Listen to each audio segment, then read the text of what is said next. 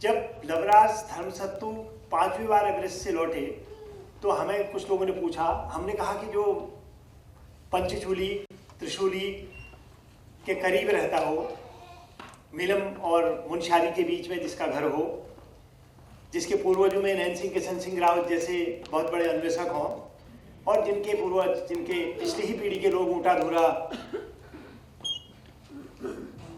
जयंती धूरा और किंगरी विंगरी पार करके पश्चिमी तिब्बत तक जाते रहे हों, वह लवराज अगर 5 बार चढ़ गया तो क्या आश्चर्य, वो तो अभी और बहुत बार पर चढ़ेगा। लवराज हमारी आज की इन प्रतिभाओं में सबसे युवा हैं, बहुत होनहार हैं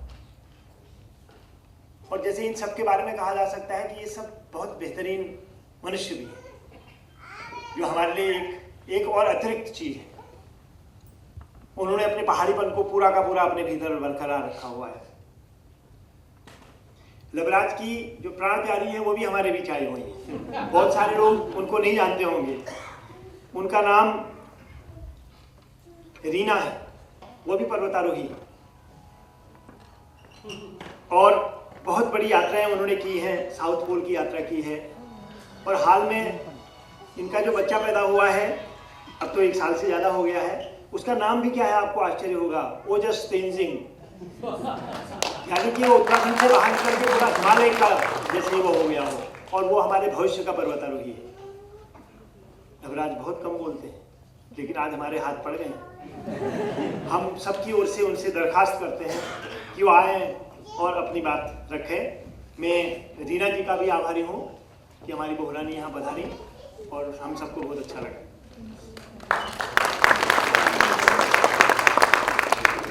रखा और आप लोगों के बीच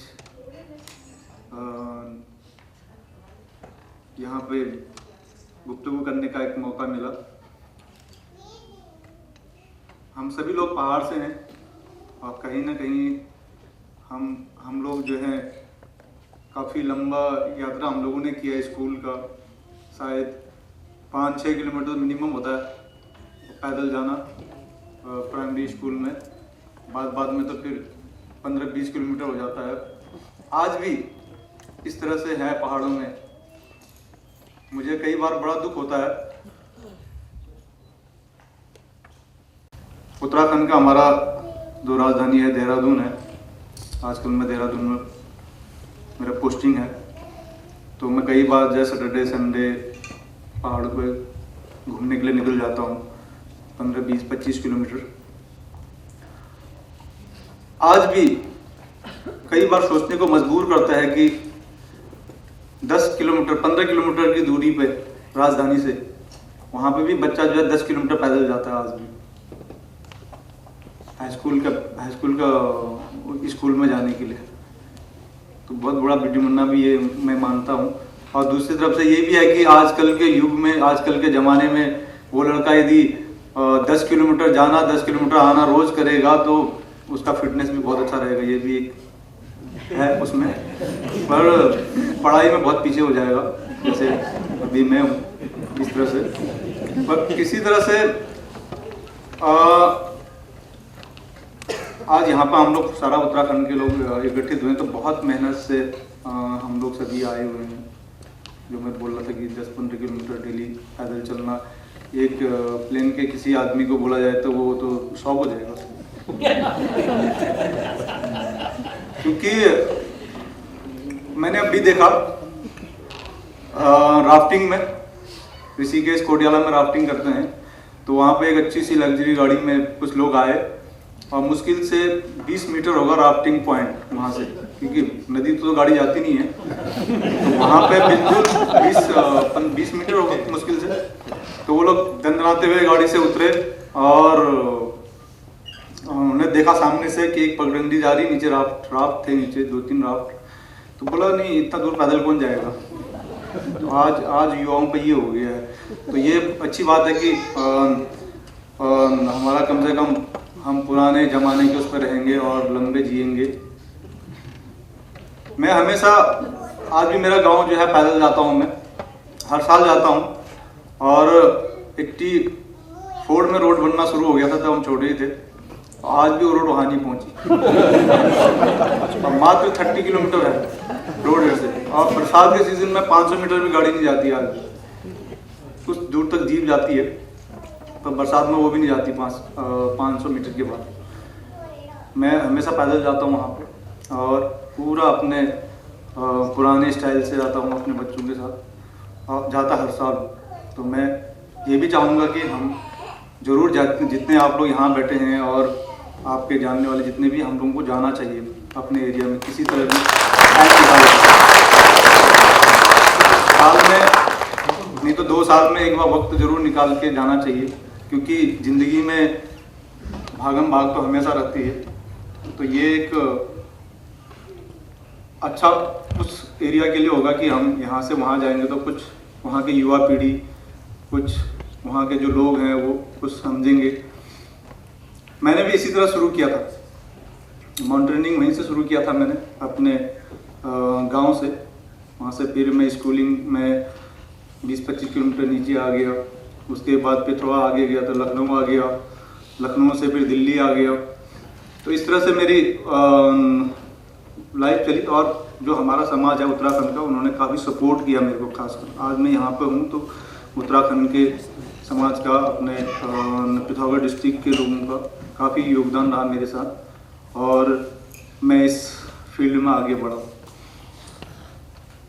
एवरेस्ट बहुत चैलेंजिंग है। आज भी सबने पहाड़ देखा है, दूर से बोलते पहाड़ बहुत अच्छा लगता है, पर वास्तव में पहाड़ दूर से बहुत अच्छा लगता है। पर मेरी हमेशा ये रहा कि पहाड़ में क्या है, किस तरह से बर्फ़ है, आगे क्या क्या डिफिकल्टीज आती है, ये हमेशा मैंने इस तरह से सोचने की कोशिश की। और कई एक्सपीडिशन में गया, जितने भी इंडिया के बड़े बड़े बीच थे उनमें जाने का मौका मिला, और मैं लकी हूँ देखा जाए तो। एवरेस्ट जाने का मौका बड़ा मुश्किल से मिलता है, बहुत ज़्यादा एक्सपेंसिव है। इस टाइम में 15 से 20 लाख रुपया मिनिमम इसका खर्चा आता है, और मुझे 7 बार जाने का मौका मिला, वो भी अलग अलग रूट से। एवरेस्ट का जितने भी रूट्स हैं उनमें सभी रास्ते से मेरे को जाने का मौका मिला। चाइना से, नेपाल से, डिफरेंट रूट से मैं एवरेस्ट में गया और उस एरिया को मैंने देखा।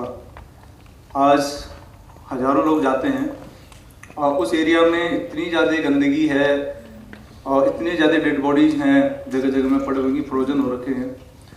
तो 2009 के बाद मेरे को थोड़ा लगा कि नहीं, मेरे को पर्टिकुलर इस एरिया के बारे में कुछ सोचना चाहिए। पहाड़ सभी जगह हमारे एरिया में भी है, पर उस एरिया को बहुत ज़्यादा डैमेज कर दिया हम लोगों ने।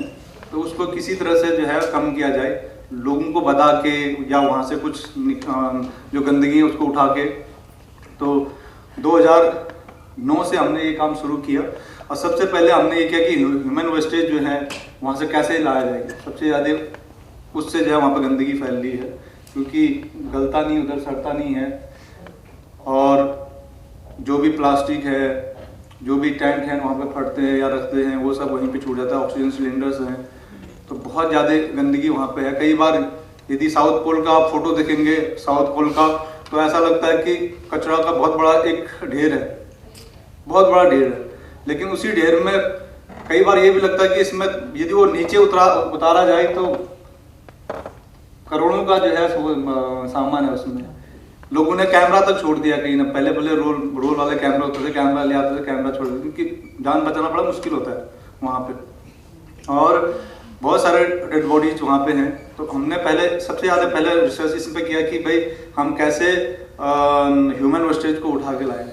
पहले बकेट सिस्टम किया, फिर थोड़ा सा चेंजिंग किया, ऐसे करते करते लास्ट में फाइनली हम लोग आए कि एक पॉलीथीन बैग बनाया जाए, जो जिप सिस्टम हो, डबल सिस्टम, उसके अंदर केमिकल हो, और जिससे बदबू भी ना आए और लीक भी ना हो, यदि नीचे गर्म वाले एरिया में आए। तो वो काफ़ी सक्सेस हुआ, और लोग आज उसको मेरे ख्याल से इस टाइम में 80% 90% लोग उसको यूज़ कर रहे हैं। और वो USA से मैन्युफैक्चरिंग करके आता है वो, और बहुत लाइट वेट है, और हम लोग वो आजकल लोगों को दे रहे हैं। सेकंड उसमें आया कि ऑक्सीजन सिलेंडर लोग वहाँ पे सब छोड़ रहे थे।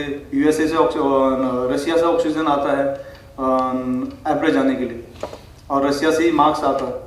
तो ब्रिटिश एक एयरफोर्स के ब्रिटिश क्लाइंबर था और एयरफोर्स के पायलट था, उसके थ्रू मिलके उसके साथ मिलके जो है मैं मेरा दोस्त नेपाल में जो एशियन ट्रैकिंग प्राइवेट लिमिटेड चलाता है, और वो हम लोगों ने मिलके जो है ऑक्सीजन मास्क का एक थोड़ा सा बनाने की कोशिश की, जो आज वो भी बहुत पॉपुलर है उस एरिया में, और इजीली उसको लगा सकते हैं। कई लोग क्लाइंबिंग के लिए जाते थे, क्योंकि कई ऐसे भी क्लाइंबर हैं जो अपने घर बेच के भी जाते हैं, अपने प्लॉट बेच के जा रहे हैं, अपने भाई के प्लॉट बेच के जा रहे हैं, और वो लोग ऑक्सीजन मास्क खराब होने के कारण जो है वापस आना पड़ता है उनको। तो आप सोच सकते हैं पूरा घर बेच के जो आदमी जाएगा और सबमिट न होगा तो उस पर कितना मुश्किल है।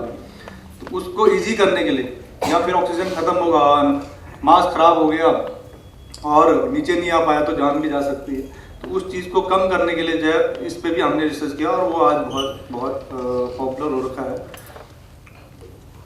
बिफोर लास्ट ईयर दोबारा मेरे दिमाग में ये आया कि भाई यहाँ पे इतने जगह जगह में डेड बॉडी पड़े हुए हैं, और कई बार ऊपर से रॉक फॉल होता है या बर्फ आता है नीचे को गिर के टूट के आइस के, तो उस बॉडी पे हिट करता है, कहीं पे गर्दन पड़ा हुआ है, कहीं पे हाथ पड़े हुए हैं।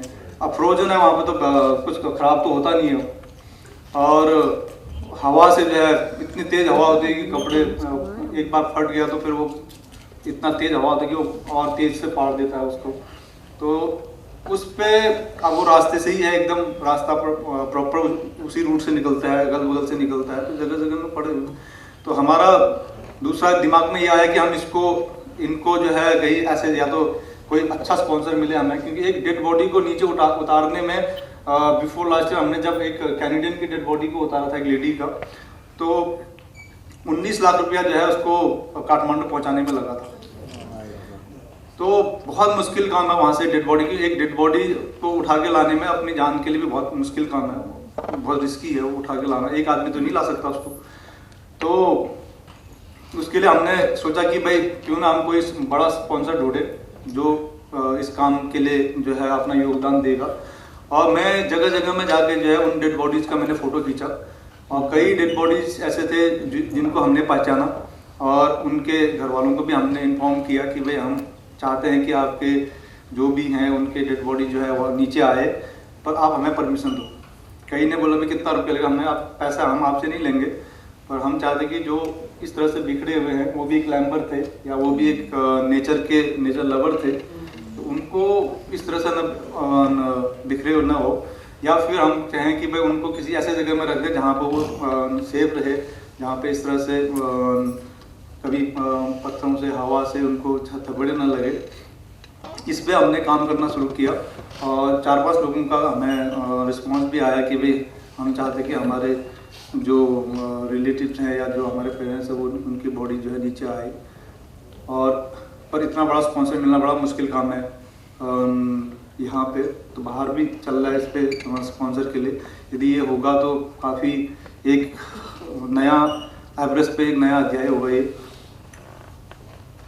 फिर लास्ट ईयर एक और दिमाग में मेरा आया कि शेरपा इतने तगड़े होते, सभी जानते हैं शेरपा बहुत तगड़े, बिना शेरपाओं के जो है हम लोग क्लाइंबिंग नहीं कर सकते।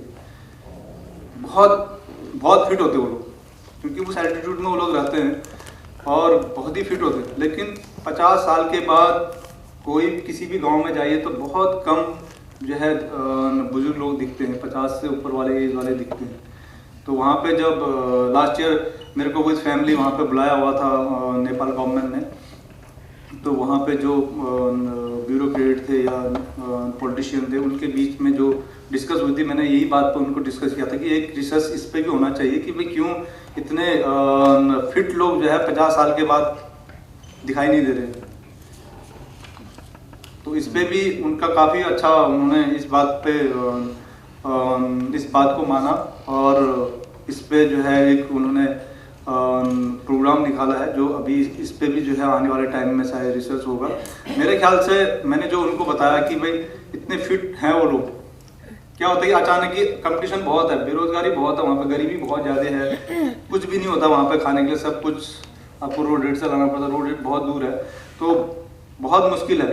और एक एक एक जैसा होता है कि आदमी डाउनफॉल तो होता ही है, कहीं पे भी देखिए तो फिजिकली हमेशा आदमी वैसा ही नहीं रहेगा, जो 30 साल में होगा वो 40 साल में नहीं होगा। तो कंपटीशन बहुत ज़्यादा है, तो 40 साल बाद या 45 साल बाद वो बेरोजगार हो जाता है, उसको कोई लेना पसंद नहीं करता, क्योंकि वहाँ फिट बंदे चाहिए उधर। तो वो बेरोजगार हो जाता है, और बेरोजगार होने के बाद जो है फिर उसको नशे की लत लग जाती है, या कच्ची तो वहाँ पर हमेशा बनता है, कच्ची दारू है, उस तरह से चाय हमेशा चलता, पूरे उसमें चलता है, वो ब्रेकफास्ट में भी चलता है। तो वो उसका ज़्यादा हो जाता है, वो ज़्यादा पीना शुरू करता है, और 50-52 के बीच में उसका कंडीशन ऐसा हो जाता है। बहुत सारे हैं जिन्होंने 12 एवरेज किया, रिकॉर्ड बनाए, अब उस टाइम में जिन्होंने रिकॉर्ड बनाए वो आज इस हालत पे है। तो उस पर मैंने ये बोला था, तो इस पर एक रिसर्च हो रहा है जिसमें मैं भी उसमें एक एक्टिव मेंबर हूँ। तो एक बहुत अच्छा ये होगा एवरेस्ट के लिए, इसीलिए लोग बोलते हैं कि मैं तुम बार बार क्यों जाते हो एवरेस्ट। मैंने कहा नहीं, मैं बार बार इसलिए जाता हूँ कि मैं लोगों को अवेयरनेस लाना चाहता हूँ उस एरिया में लोगों को बताना चाहता हूँ, उस एरिया में लोगों से कहना चाहता हूँ कि गंदगी कम करो, क्योंकि नए नए क्लाइंबर्स बहुत जा रहे हैं। कई लोग कैंप 2 से कैंप 1 से ऑक्सीजन लगा के जाते हैं। तो उन लोगों को मैसेज देने की ज़रूरत है कि भाई उस एरिया में गंदगी कम से कम करो, कोशिश करो उनको नीचे लाया जाए। और इसी बात पे बेस कैंप से नीचे भी मैंने रुकसक के साथ एक छोटा सा बैग लगा रखा था मैंने, और जहाँ पे भी रास्ते में लोगों का फेंका हुआ रैपर थे या सिगरेट के पैकेट के छिलके थे, जो भी रास्ते में दिखता था, बोटल्स थे दिखता था, तो मैं उसको अपने बैग के साथ डाल के ले आता था। तो बहुत सारे लोग मेरे फोटो खींच रहे थे, उसमें जापानीज कोरियन ये दिखे मेरे को, कुछ बोला कि आप ये क्या कर रहे हो। मैंने कहा ये इसलिए कर रहा हूँ कि भाई मेरी तरह इतने लोग यहाँ से गुजर रहे हैं, यदि वो कंफर्टेबली यहाँ पर लगता है उसको कि भाई मैं कंफर्टेबली जो है इसको उठा सकता हूँ, तो यदि उसको उठाए और 10 रैपिड एक पड़ाव में उठाए, तो ऐसे 100 लोग करेंगे तो शायद गंदगी नहीं रहेगी यहाँ पे।